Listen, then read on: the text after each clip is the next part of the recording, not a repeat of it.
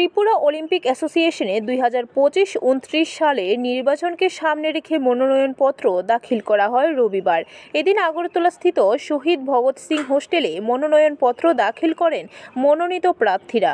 এবছর অলিম্পিক নির্বাচনের 15 জন সদস্যের মধ্যে 15 জনের মনোনয়নপত্র জমা পড়েছে। তারা বিনা প্রতিদ্বন্দ্বিতায় জয়ী হওয়ার সম্ভাবনা প্রবল। ত্রিপুরা অলিম্পিক অ্যাসোসিয়েশনের আজকে নমিনেশন সাবমিট করার দিন ছিল। আমরা একসঙ্গে 15 জন আজকে আমরা নমিনেশন পেপার সাবমিশন করেছি।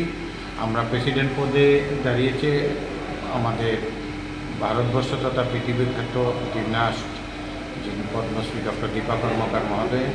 ভাইস প্রেসিডেন্ট পদে এখানে দাঁড়িয়েছেন আমাদের বিশিষ্ট স্পোর্টস অর্গানাইজার তথা প্রাক্তন আধিকারিক খেলোয়াড় স্বপন শাহ মহোদয়। ব্যুরো রিপোর্ট, খবর ত্রিপুরা।